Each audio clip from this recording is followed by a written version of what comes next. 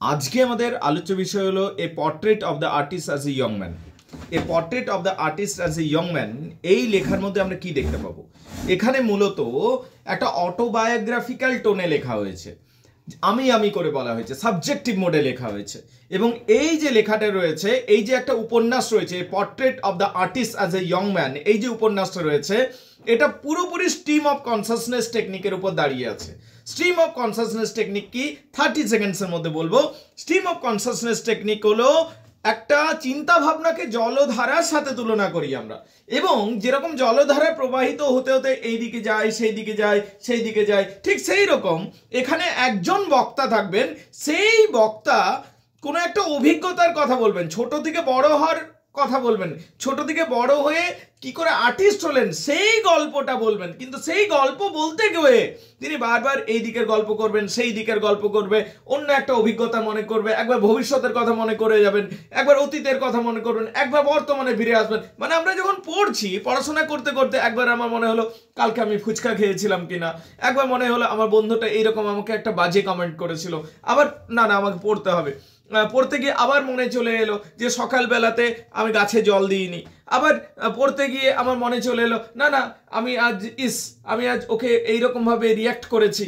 এই যে মূল থিঙ্কিং থেকে সরে সরে যে বিভিন্ন চিন্তা ভাবনাগুলো আসতে থাকে, that is basically stream of consciousness technique. নোভেলের ক্ষেত্রেও তাই দেখতে পাবো। এখানে একটা মূল গল্প থাকবে, সেই মূল গল্প বলতে গিয়ে বিভিন্ন অভিজ্ঞতার কথা তিনি শেয়ার করতে থাকবেন। This is stream of consciousness technique. এখন অনেক সমালোচক বলেন এবং অনেক স্কলার বলেন, পণ্ডিত মানুষ বলেন যে এখানে কোনো গল্পই নেই, দেয়ার ইজ নো স্টোরি, এখানে কোনো গল্প নেই বেসিক্যালি। তো স্ট্রিম অফ কনসাসনেস টেকনিকে তুমি যদি একটা এক্সপেক্ট করছো যে একটা স্টোরি পাবে, no, you will be disappointed. এখানে কোনো গল্প নেই, এখানে একটা ছোট ছেলে কি করে আর্টিস্ট হলো তার বিভিন্ন অভিজ্ঞতার কথা পাবো।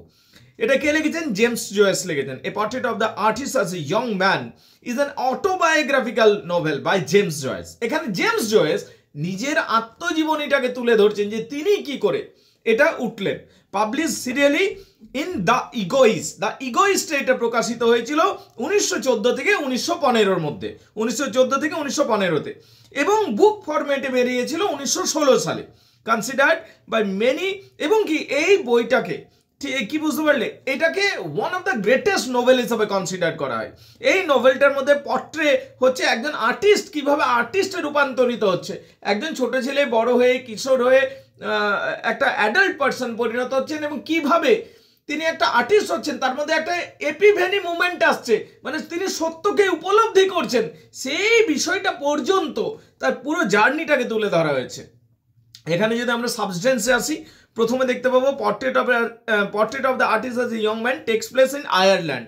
পুরোপুরি আয়ারল্যান্ডের গল্প দেখতে পাবো। কোথাকার গল্প দেখতে পাবো? আয়ারল্যান্ড। আয়ারল্যান্ড এমনই একটা দেশ যেই দেশে এখনো প্রচুর প্রাকৃতিক সম্পদ রয়েছে, এবং গাছ গাছালি নদী এইরকম রয়েছে। তো এবং কি সেই সময়ে আয়ারল্যান্ড আবার ব্রিটিশদের গোলাম ছিল, মানে ব্রিটিশদের সাম্রাজ্যবাদ কোথাও ছাড়েনি। ব্রিটিশরা যেমন ভারতবর্ষকে গোলাম বানিয়েছিল, ব্রিটিশ আবার আয়ারল্যান্ডকেও গোলাম বানিয়েছিল। ব্রিটিশদের এই অত্যাচার সব জায়গায় হয়েছে।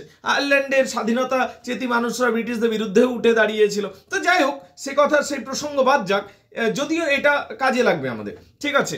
এখানে আমরা দেখতে পাচ্ছি portrait of the artist as a young man আয়ারল্যান্ডের সেটিংয়ে তৈরি হচ্ছে, আয়ারল্যান্ডে। এখানে একটা কম বয়সী ছেলেকে দেখতে পাচ্ছি, ইয়ং স্টিফেন ডিডেলাস। সেই ছেলেটা হলো আমাদের হিরো, যার নাম হচ্ছে স্টিফেন ডিডেলাস। ছেলেটার নাম কি? Stephen Dedalus. Comes from an Irish Catholic family. এবার যদি আমরা ক্রিশ্চিয়ানিটিতে যাই, আমরা জানি যে ক্রিশ্চিয়ানিটির প্রধানত দুটো সেট রয়েছে, ক্যাথলিক এবং প্রোটেস্ট্যান্ট, ঠিক আছে। ক্যাথলিকরা প্রচন্ড একনিষ্ঠ খ্রিস্টান হন, হ্যাঁ, এবং এরা চার্চকে খুব বেশি বিশ্বাস করেন। ঠিক সেই রকমই একটা ফ্যামিলির ছেলে নাম হচ্ছে স্টিফেন ডিডেলাস, বুঝতে পারলে, যারা চার্চকে কিন্তু বিশ্বাস করে, অনেক রকম চার্চকে মেনে চলেন। He is the oldest of 10 children. 10টা শিশু রয়েছে, তাদের মধ্যে সব থেকে বড় ছেলে। and his father is financially a failure person, এবং তার বাবা যে রয়েছে তাকে আমরা দেখতে পাচ্ছি যে financially he is not a sound character, তার মানে অর্থনৈতিক দিক থেকে, টাকা পয়সার দিক থেকে সে একটা সফল ব্যক্তি নয়। থ্রু আউট দ্য নোভেল, পুরো নোভেলটা জুড়ে the Didelas family makes a series of moves to increasingly depreciated homes as their fortune dwindle. আমরা দেখি, আমরা যত গল্পের দিকে আস্তে আস্তে এগিয়ে যাবো আমরা কি দেখতে পাবো, পুরো পরিবারটা টালমাটাল হচ্ছে, সময়ের সাথে সাথে তাদের অর্থনৈতিক অবস্থা যেন খারাপের দিকে যাচ্ছে। His mother is a devoted খ্রিস্টান।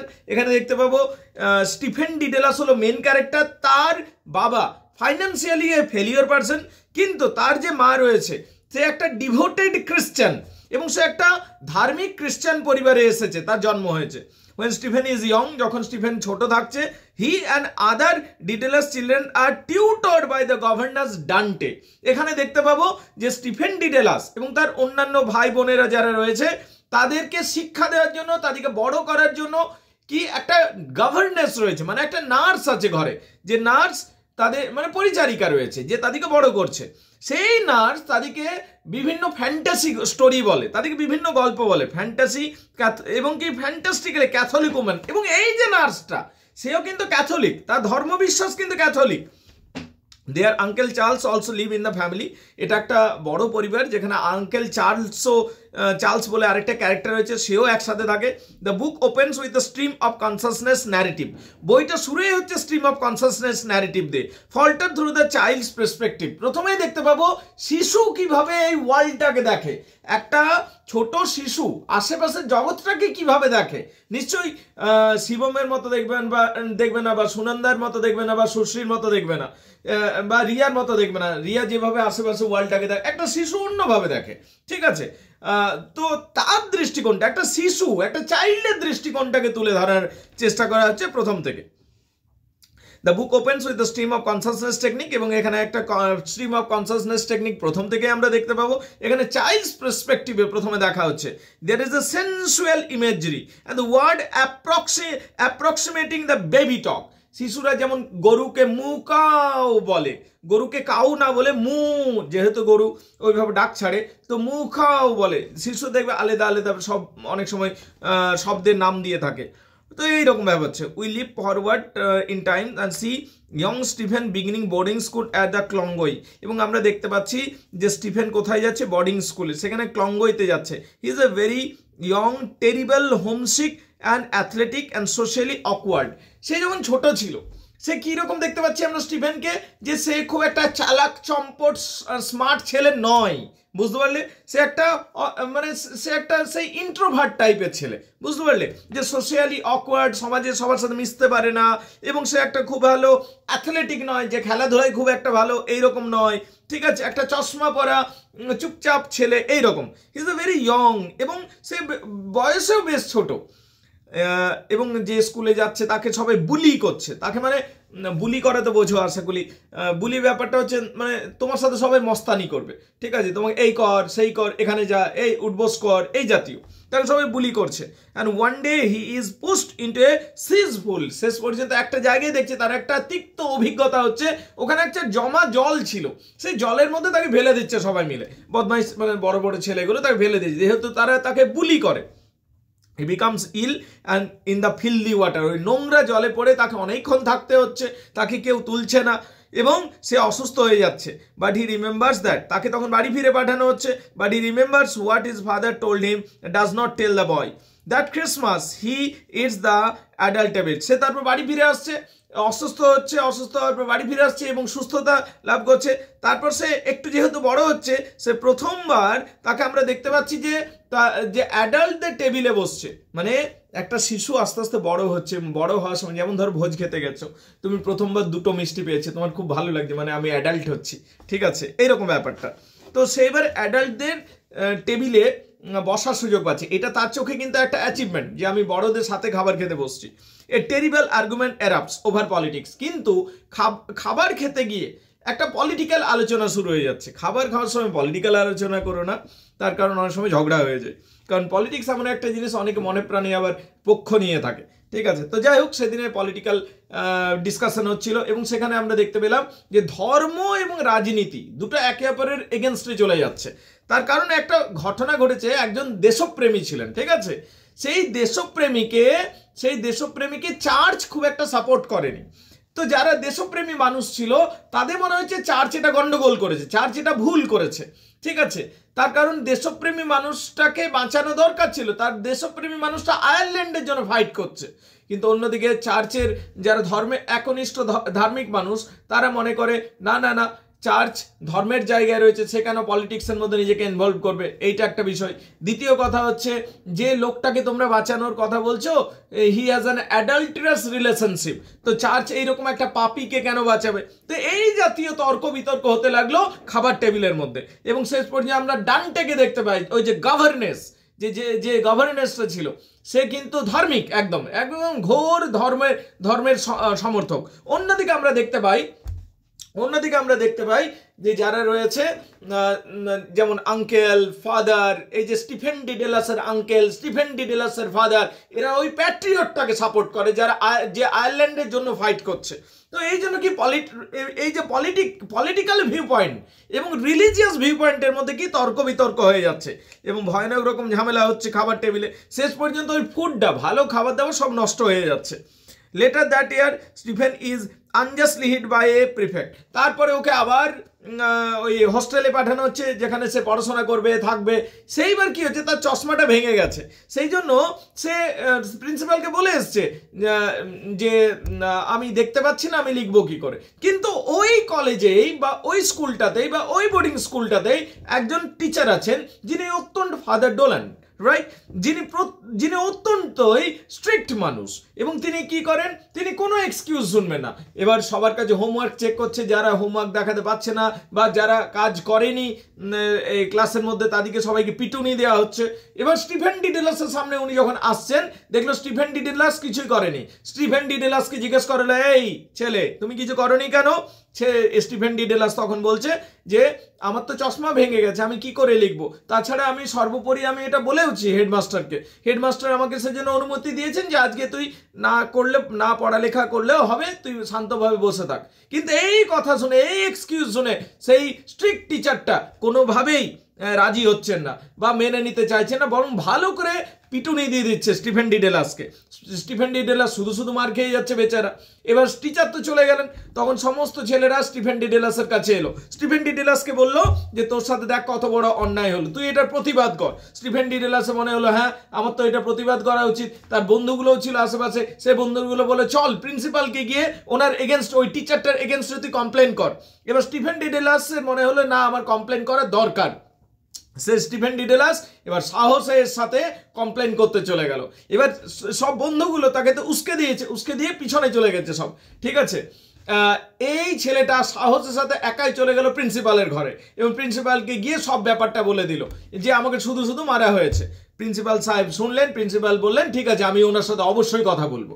এই কথা বলার পর সে যখন বেরিয়ে আসছে, সমস্ত বন্ধুগুলো তাকে কাঁধে তুলে পুরো চ্যারিশ করছে, যেন একটা সে বিশাল বীরত্বপূর্ণ কাজ করে দেয়। ফার্স্ট টাইম হি রিয়েলাইজেস, সে অনুভূতি, তার মধ্যে একটা অনুভূতি হচ্ছে মানে আমি যেন একটা কিছু অ্যাচিভ করেছি, মানে আমি যেন একটা অন্যায়ের বিরুদ্ধে দাঁড়িয়েছি, আমি একটা ঠিকঠাক কাজ করেছি এবং আমাকে সবাই সেলিব্রেট করছে।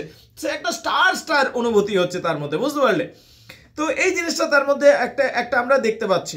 এরপর কি হচ্ছে, এরপরে সে আবার বাড়িতে ফিরে আসছে এবং কি যখন সে বাড়িতে ফিরে আসছে সে জানতে পারছে যে তার পরিবার আরো বেশি দরিদ্র হয়ে গেছে। তার কারণ কি, তার ফাদার যে রয়েছে, বাবা রয়েছে, তার বাবার একটা ড্রিঙ্ক করার হ্যাবিট রয়েছে, মানে মদ্যপান করার হ্যাবিট রয়েছে। এর ফলে কি হচ্ছে, তাদের ফ্যামিলি মুভ করছে ব্ল্যাকফোর্ডে। কোথায় মুভ করছে? ওই যে যেখানে থাকতো সেখান থেকে সরে যাচ্ছে এবং একটা এমন জায়গায় আসছে যেখানে সস্তা, জায়গাটাতে বেশি খরচ হয় না, সে ব্ল্যাকফোর্ডে চলে আসছে। ওই Stephen's long walk with uncle Charles, এখানে আঙ্কেল চার্লসের সাথে স্টিফেন রোজই হাঁটতে যেত, ঘুরতে যেত এবং আঙ্কেল চার্লসের সাথে তার একটা ভালো সম্পর্ক এবং ভালো একটা বন্ধুত্বপূর্ণ সম্পর্ক গড়ে উঠছে, মানে মেন্টরের মতো দেখতে শুরু করছে আঙ্কেল চার্লসকে। Goes on an imaginary adventure with the boys around the neighbourhood when Stephen is a bit older. এইবার স্টিফেন যখন একটু বড় হচ্ছে, the family moves to Dublin. আবার তার বাবার ওই অর্থনৈতিক সংকট দেখা যাচ্ছে, তার বাবা আবার মুভ করছে, তারা ডাবলিনে চলে আসছে। Once again because of the financial difficulties, ওই যে অর্থনৈতিক দুরবস্থার জন্য তারা বারবার কি করছে, স্থান পরিবর্তন করছে। He meets a girl named Emma Clery, এখানে তার সাথে একটা মেয়ের পরিচয় হচ্ছে, ও তো বয়স বাড়ছে আস্তে আস্তে। নাও সে একটা মেয়ের সাথে দেখা করছে, মেয়ের নামটা হচ্ছে, যে মেয়েটির সাথে দেখা হচ্ছে তার নাম হচ্ছে Emma Clery, who is to be the subject of his adoration right up until the end of the book. এই যে মেয়েটি, এই মেয়েটি এইখান থেকে যে শুরু হলে একদম শেষ পর্যন্ত তার অ্যাডোরেশনের কেন্দ্রবিন্দু হয়ে যাবে, তার প্রশংসার কেন্দ্রবিন্দু হয়ে যাবে। His father with a bit of charm manages to get Stephen back to the private school. ইতিমধ্যে তার বাবা তাকে একটা প্রাইভেট স্কুলে ভর্তি করছে। he is to go to the Belford College another, তাকে একটা অন্য কলেজে ভর্তি করে দেওয়া হচ্ছে, যেহেতু তাদের ফাইন্যান্সিয়াল কন্ডিশন খুব একটা ভালো নয়, সেই জন্য তাকে একটা সস্তা স্কুলে ভর্তি করে দেওয়া হচ্ছে। এবং বেলভার্ড কলেজ অ্যানাদার স্কুল, এটা একটা অন্য ইনস্টিটিউট রান বাই জেসুইটসরা চালায়। Stephen comes into his own Belford a reluctant leader and success at acting and essay writing। এইখানে যখন যাচ্ছে, ও যত বড় হচ্ছে ওর মধ্যে কোয়ালিটি ট্যালেন্টগুলো আস্তে আস্তে রাইজ করছে। এখানে যখন সে যাচ্ছে সেখানে দেখতে পাচ্ছে ওখানে একটা এসে কম্পিটিশন আছে, সেই এসে কম্পিটিশনের নাম দিচ্ছে এবং এসে কম্পিটিশনে সে আবার স্কলারশিপের টাকা পেয়ে যাচ্ছে, একটা বড় সড়ো টাকা পাচ্ছে যেটা স্কলারশিপের টাকা, বুঝতে পারলে। Despite his position of the leadership he is often feels quite isolated. তার মধ্যে এখানে আমরা দেখতে পাচ্ছি তার মধ্যে একটা লিডারশিপ কোয়ালিটি জাগছে, তার মধ্যে একটা ক্রিয়েটিভ কোয়ালিটি জাগছে, কিন্তু তার সে যেন একটা আইসোলেটেড ফিল করে, সবার থেকে সে যেন একটা আলাদা আলাদা। He continuously to be sensitive and imaginative young man, সে অন্যান্য ছেলেদের মতো নয়, যেহেতু তার মধ্যে আর্টিস্টিক মেরিট রয়েছে সে অন্য থেকে একটু আলাদা, তার মধ্যে ইমাজিনেটিভ আমরা বিষয় দেখতে পাই, তার মধ্যে একটা সেন্সিটিভ বিষয় দেখতে পাই, অ্যাক্টিং ইন স্কুল প্লেজ। এবং সেই দিন কি স্কুলে একটা প্লে অ্যাক্টিং হচ্ছিল, সেই অ্যাক্টিং সে নাম লেখাচ্ছে, উইনিং এসে কন্টেস্ট। অন্যদিকে আমরা জানতে পারি যে এসে কন্টেস্টে অংশ নিয়েছিল, সেই এসে কন্টেস্টে সে উইন করছে। He also increasingly obsessed with sex, কিন্তু এইবারে তার সেক্সুয়ালিটি জাগরিত হচ্ছে, তখন সে রেড লাইট এরিয়া ভিজিট করতে শুরু করছে। কে? স্টিফেন। সে তো টিনেজের মধ্যে রয়েছে, বাট হি ভিজিটস প্রস্টিটিউটস। সে যখন প্রস্টিটিউটদের কাছে ভিজিট করছে, সে তার মনে হচ্ছে this is the real happiness, এইটা তার কাছে মনে হচ্ছে, mean I was waiting for this, এইটা তার মনে হচ্ছে।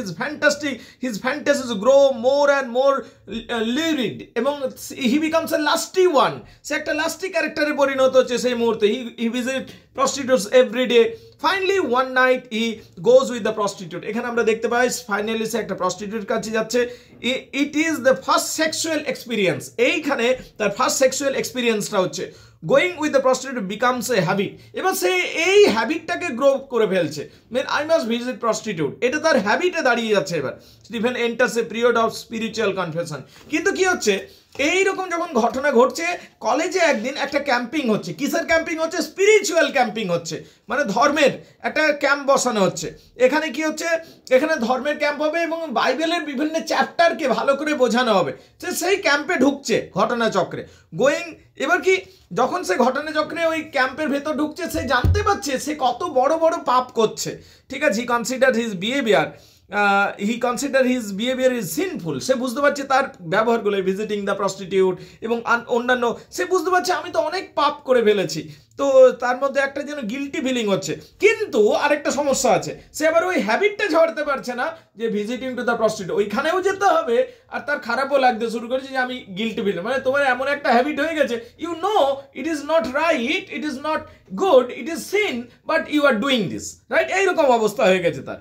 But he feels odd and indifferent. সে তার মানে কি, সে ওই ক্যাম্পে, রিলিজিয়াস ক্যাম্পে গিয়ে ধর্মতত্ত্বও জানলো, কোনটা ঠিক কোনটা ভুল এইটাও জানলো, but again at the same time he visits to the red light area.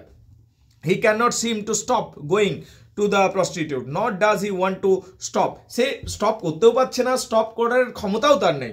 But during the annual spiritual trip, এখানে বেলভার্ড এই যে কলেজটাতে একটা যে ক্যাম্প হচ্ছে, he hears there three fire sermons on the torment of hell. ওই ক্যাম্পিংয়ের মধ্যে সে একদিন জানতে পারছে নরক যন্ত্রণার কথা, যে মানুষ যখন পাপ করে তাকে নরকে যেতে হয়, তাকে প্রচুর যন্ত্রণা সহ্য করতে হয়। স্টিফেন তখন ভয় পেয়ে যাচ্ছে, স্টিফেন ইজ টেরিফাইড, তার ওই নরকের কথা শুনে ভয় ধরছে। And he repent for his old behaviour, এবং সে আফসোস করছে যে আমি বেকার এই সমস্ত বদ অভ্যাসগুলো সৃষ্টি করেছি এবং বদ অভ্যাসগুলোকে পুষে রেখেছি। He becomes almost fanatically religious. সে এরপর কি হচ্ছে, ধর্মতত্ত্বের দিকে জোর দিচ্ছে এবং ধর্মের কথাগুলোকে এবং ধর্মের বিহেভিয়ারগুলোকে সে ফলো করার চেষ্টা করছে, একদম প্রচণ্ড ধার্মিক মানুষে পরিণত হচ্ছে। After a time. তার মানে দেখো সময়ের সাথে সাথে তার মধ্যে কিরকম কিরকম চেঞ্জ আসছে, this feeling passes, he becomes increasingly frustrated with the Catholic doctrine. কিন্তু ধর্ম তো মেনে নেওয়া অত সহজ নয়, ধর্মের রীতিনীতি তুমি কি করে মানবে সবসময়, সে এগুলো প্রচণ্ড ডিসিপ্লিনের মধ্যে থাকতে হয়, সে এত ডিসিপ্লিন মানতে পারছে না, তার মধ্যে একটা ফ্রাস্ট্রেশন তৈরি হচ্ছে, বুঝতে পারলে। কিন্তু একদিন রেক্টর তাকে ডাকছেন, ওই ধর্মযাজক তাকে ডাকছেন এবং বলছে, স্টিফেন তোমার জন্য একটা সুবর্ণ সুযোগ রয়েছে, তুমি কি সাধু হতে চাও, মানে তুমি কি আমাদের ফাদার হতে চাও, তাহলে তোমাকে আমরা সুযোগ দেব। তার কারণ তোমার মধ্যে আমরা প্রচুর আগ্রহ দেখেছি, তোমাকে আমরা প্রিস্ট বানাতে চাই। Stephen realizes that it is not the life for him. কিন্তু স্টিফেন বুঝতে পারছে যে এইটা আমার জন্য নয়, this is not my cup of tea. আমি যদি আমার ভাইকে বলি, সাফিকে, সাফি তুই চল তুই সাধু হবি, বিয়ে ফিয়ে করতে পারবি না, কিছু না, সাধু হয়ে থাকতে হবে। সাফি প্রথমে বলবে না না না না আমি হতে পারবো না, ঠিক আছে। তো we understand it's good, but yes, we also understand that it's not my cup of tea. তো স্টিফেন এখানে রিয়েলাইজ করলো যে এই এত ডিসিপ্লিনের মধ্যে আমি থাকতে পারবো না। One day while working on the beach, তাহলে সেই জায়গাটাকেও রিজেক্ট করলো, বুঝতে পারলে, যে আমি ধর্মতত্ত্বের দিকে আর যাবো না। One day while walking on the beach he sees a beautiful girl. এরপরকে সে হাঁটতে শুরু করলো, এবং কি সে যখন রাস্তায় হাঁটছে, মানে সমুদ্র সৈকতের দিকে হাঁটতে শুরু করলো, যখন সে সমুদ্র সৈকতের দিকে হাঁটতে শুরু করলো, he finds a beautiful girl. সে একটা খুব সুন্দরী মেয়েকে দেখতে পেলো, ঠিক আছে। হার বিউটি হিটস হিম, তার এতই সৌন্দর্য ছিল যেটাতে সে মানে একদম স্তম্ভিত হয়ে গেল। তবে it was not lust, it was not something spiritual attraction, it was not like that, but it was aesthetic beauty, it was spiritual beauty, যেটা সে স্পিরিচুয়ালি সে যেন এনরিচ হতে লাগলো। no longer feels ashamed of the admiring the body, এবং সে admire করতে লাগলো। he will live life with the fullest, তার মনে হতে লাগলো তাহলে এই সৌন্দর্যটা আমাকে অ্যাট্রাক্ট করছে, অ্যান্ড তার মনে হলো যে তাহলে কি আমার মধ্যে আর্টিস্টিক স্পিরিটটা রয়েছে। the next time he sees Stephen, he is a student at university. এর পরবর্তী সময়ে স্টিফেন বাড়ি ফিরে আসছে, এবং স্টিফেন ঠিক করছে যে আমি আরও পড়াশোনা চালাবো, কিন্তু তার বাড়ি ফাইন্যান্সিয়াল কন্ডিশন ভালো নয়, কিন্তু সে তবু ঠিক করছে যে আমি পড়াশোনায় চালাবো, ঠিক আছে। এখানে তার মা, তার পরিবারের সদস্যরা খুশি নয়, they are not happy, they want the Stephen should stop their education and do something, but কিন্তু স্টিফেন ডিসাইড করছে না আমি ইউনিভার্সিটি যাব, এবং সে ইউনিভার্সিটি যাচ্ছে, এবং সেখান থেকে নতুন নতুন অ্যাস্থেটিক চিন্তাভাবনা, আর্ট সম্বন্ধে শিক্ষা লাভ করছে। In particular he has a hard time to think about the works of different philosopher and artists। তারপর সে ইউনিভার্সিটি যাচ্ছে, ইউনিভার্সিটি গিয়ে বিভিন্ন ফিলোসফার, আর্টিস্টের কথা ভাবছে। Stephen has developed his own theory of aestheticism, এবং এখানে গিয়ে অ্যাস্থেটিক বিউটি এবং অ্যাস্থেটিক এই ব্যাপারটা কি, মানে নান্দনিক সৌন্দর্যবোধ, যে শিল্প সত্তা, ঠিক আছে, শিল্পীর সৌন্দর্যবোধ, এইগুলো নিয়ে তিনি ভাবতে শুরু করছেন, থিওরি ডেভেলপ করছেন। He is increasingly preoccupied with the beauty and art, তার মাথায় বিউটি অ্যান্ড আর্ট এই কনসেপ্টগুলো বেশি করে ঘুরছে। Although he has no shortage of friends, তার যদিও আর কোনো বন্ধুর অভাব নেই। হি ফিলস আইসোলেটেড, তবু শিল্পী হওয়ার জন্য সে নিজেকে একটু আইসোলেটেড ফিল, যেটা শিল্পী সত্তারই একটা অঙ্গ, ঠিক আছে, আইসোলেটেড ফিল করে। He has come to regard Ireland as a trap, এবং তার আবার মনে হচ্ছে যে এই আয়ারল্যান্ডের মানুষরা যেভাবে দেশপ্রেমিক এবং দেশপ্রেমের জন্য জীবন দিচ্ছে, তার একবার মনে হচ্ছে যে বোধহয় এটা ভালো জিনিস, কিন্তু আলটিমেটলি সে রিয়েলাইজ করছে যখন তুমি শুধুমাত্র একটা নির্দিষ্ট অঞ্চলকে ভালোবাসো, তখনও কিন্তু তুমি আসলে নিজেকে কনফাইন করো। কেন তুমি সারা পৃথিবীকে ভালোবাসবে না, শুধু একটা অঞ্চলের জন্য কেন তোমার ভালোবাসা থাকবে? তার মানে এখানেও যদিও প্যাট্রিয়টিজম একটা ভালো বিষয়, ভালো কনসেপ্ট, তবু এটার মধ্যেও কনফাইনমেন্ট রয়েছে। যখন তুমি শুধুমাত্র নিজের দেশকে ভালোবাসো, তার মানে তুমি সারা পৃথিবীকে ততটা ভালোবাসতে পারছো না, তোমার লিমিটেশন রয়েছে। এই দৃষ্টিকোণগুলো তাকে হিট করতে লাগলো। He realizes that he must escape the concept of notion, family and religion। যখন তুমি পার্টিকুলারলি নিজের ধর্মকে ভালোবাসবে, যখন তুমি পার্টিকুলারলি নিজের দেশকে ভালোবাসবে, যখন তুমি পার্টিকুলারলি নিজের জাতিটাকে ভালোবাসবে, তুমি কিন্তু লিমিটেশনের মধ্যে নিজেকে আবদ্ধ করে ফেলছে, তুমি একটা গণ্ডির মধ্যে নিজেকে। আমাদেরকে সেটাই শেখানো হয়, নিজের জাতিকে ভালোবাসো, নিজের দেশকে ভালোবাসো, নিজের অঞ্চলকে ভালোবাসো, কিন্তু এটাই তো, এই লিমিটেশন থেকে সে বের হতে চায়, যে কোনো গণ্ডির মধ্যে আমি রাখতে চাই না নিজেকে। That is the true artistic spirit. True artist যারা হয় না, তারা নিজেদেরকে কোনো গণ্ডির মধ্যে আবদ্ধ করতে চায় না। রবীন্দ্রনাথ ঠাকুর এবং গান্ধীজির মধ্যে একবার তর্ক বিতর্ক হয়েছিল, প্রচুর তর্ক বিতর্ক হয়েছিল। গান্ধীজি তখন ভারতবর্ষের ন্যাশনাল মুভমেন্ট সৃষ্টি করতে চাইছিলেন, জাতীয় স্তরে আন্দোলন সৃষ্টি করতে চাই, তাই ন্যাশনালিজমকে প্রমোট করতে চাইছিলেন যে সকল মানুষকে আমি জাতীয়তাবাদী করে তুলবো, মানে দেশপ্রেমে উদ্বুদ্ধ করে দেবো। গান্ধীজি কিন্তু কারেক্ট ছিলেন এই জায়গায়। রবীন্দ্রনাথ ঠাকুর কিন্তু গান্ধীজির সাথে একমত ছিলেন না। তিনি বলেছিলেন জাতীয়তাবাদ অত্যন্তই সংকীর্ণ একটা চিন্তা ভাবনা, আমি কিন্তু জাতীয়তাবাদে নেই, আমি এর পরিবর্তে আমি আন্তর্জাতিক যে চিন্তা ভাবনা রয়েছে, মানে সারা পৃথিবীটাই আমার গৃহ, সারা পৃথিবীটাই আমার ঘর, এইটাতে রবীন্দ্রনাথ ঠাকুর বিশ্বাস করতেন। তো একটা কনফ্লিক্ট পরিষ্কার দেখতে পাই আমরা। আমাদের সাধারণত শেখানো হয় love the country, love the religion, love the place where you live, love the community, এইটা শেখানো হয়। কিন্তু একজন ট্রু আর্টিস্ট কি করেন? ট্রু আর্টিস্ট কিন্তু এই গণ্ডিগুলোর মধ্যে থাকতে চায় না। ট্রু আর্টিস্ট সবসময় কি করেন? loving the world, loving the universe, loving every culture, every religion, every country, এই কান্ট্রির কনসেপ্ট থেকে, এই রিলিজিয়ানের কনসেপ্ট থেকে, এই কমিউনিটির কনসেপ্ট থেকে বেরিয়ে আসে। তো এই জিনিসগুলো উনি ফিল করতে লাগলেন। স্টিফেন ইমাজিনস দ্যাট এবার যদি স্টিফেন যদি প্যাট্রিয়টিজমকে শুধু সাপোর্ট করেন তাহলে তো কনফাইনমেন্ট চলেই এলো, যেটা রবীন্দ্রনাথ ঠাকুর বলতে চেয়েছিলেন। ঠিক আছে, যে আন্তর্জাতিকবাদটাই আসল জিনিস। এই ন্যাশনালিজম বা জাতীয়তাবাদের যখন কথা বলবো সেটার মধ্যে কি রয়েছে? সেটার মধ্যে বলতে গেলে একটা সংকীর্ণতা রয়েছে। Stephen imagines the escape something parallel to the flight of Daedalus. এইবারে তার মনে হলো আমাকে কিন্তু এই সমস্ত এই যে তুমি যে সমস্ত সিস্টেম, যারা আর্টিস্ট হয় না তার কোনো সিস্টেমই মানে না, বুঝতে পারলি? না দেশ মানবে, না জাতি মানবে, না ধর্ম মানবে, না তোর ফ্যামিলি মানবে। ঠিক আছে, ফ্যামিলিরও তো কিছু, ওটাও তো একটা গণ্ডি, আলটিমেটলি পরিবারেরও তো একটা গণ্ডি, সেই গণ্ডিরও তো কিছু নিয়ম আছে, ও ওইটারও উপরে চলে যাবে, কোনো কিছুই মানবে না। He escape from the prison with the wings crafted by his own genius. তখন তার মনে হলো আরে আমার নামটাও তো স্টিফেন ডিডেলাস। স্টিফেন ডিডেলাস কার নাম তোমাকে জানতে হবে। ডিডেলাস হলো গ্রিসের একটা ক্যারেক্টার, যে ক্যারেক্টারটা গোলক ধাঁধা থেকে বেরিয়ে গেছিল, নিজে পাখা বানিয়েছিল। একটা শিল্পীর নাম ডিডেলাস, গ্রিসের একজন মহান শিল্পী যিনি পাখা বানিয়েছিলেন এবং একটা গোলক ধাঁধার মধ্যে, পাজলের মধ্যে ছিলেন, সেই পাজল থেকে উড়ে চলে গেছিলেন। তখন তার মনে হলো আমার নামটার মধ্যেই তো আমার সত্তাটা রয়েছে, আমাকে এই সমস্ত পাজলগুলো থেকে বের হতে হবে, ধর্মের পাজল, ন্যাশনালিজমের পাজল, সমস্ত জাতির পাজল, এগুলো থেকে বেরিয়ে আমাকে উড়ে চলে যেতে হবে। এইটাকে তিনি অনুভব করলেন এবং নিজের জিনিয়াস, নিজের থিঙ্কিং অনুযায়ী তিনি একটা ফ্রি স্বাধীন জীবনযাত্রায় বিশ্বাস করেন। That is the true spirit of an artist. The book ends with the Stephen living Ireland. শেষ পর্যন্ত তিনি তার মাতৃভূমি আয়ারল্যান্ডকে ছেড়ে চলে যাচ্ছেন to pursue the life of a writer, এবং সত্যিকারের আন্তর্জাতিকতার খোঁজে, মানে সারাটাই পৃথিবীটাই আমার, একজন ট্রু আর্টিস্ট হওয়ার জন্য তিনি বেরিয়ে পড়ছেন। So this is the summary of the novel A portrait of the artist as a young man. এই অংশটার মধ্যে আর্টিস্টের চিন্তাধারা আমরা বুঝতে পারি এবং কিভাবে একটা ছেলে ধীরে ধীরে আর্টিস্ট হলো, সেই জার্নিটাকে আমরা প্রথম থেকে শেষ পর্যন্ত আমরা খুব ভালোভাবে বুঝতে পারি। এটার মধ্যে স্ট্রিম অফ কনসাসনেস টেকনিক রয়েছে, থিওরি অফ অ্যাস্থেটিক বিউটির বিষয়টা রয়েছে, এবং এটার জাস্টিফিকেশন অফ দ্য টাইটেল গুরুত্বপূর্ণ। তার থেকেও বেশি গুরুত্বপূর্ণ হচ্ছে অ্যাস্থেটিক বিউটির কনসেপ্টটা, এবং তার থেকেও বেশি গুরুত্বপূর্ণ হচ্ছে স্ট্রিম অফ কনসাসনেস টেকনিক। ঠিক আছে, এবং সামারিটা, এইগুলো খুব গুরুত্বপূর্ণ বিষয়। এবং এটার মধ্যে অটোবায়োগ্রাফিক্যাল এলিমেন্টও আছে। এটার ব্যাকগ্রাউন্ডটাও একটু আমি বলতে চাইবো, ঠিক আছে, যেটা একটু শুনে নাও। তার আগে টাইটেলটা বলতে চাইবো। The title works as a few levels.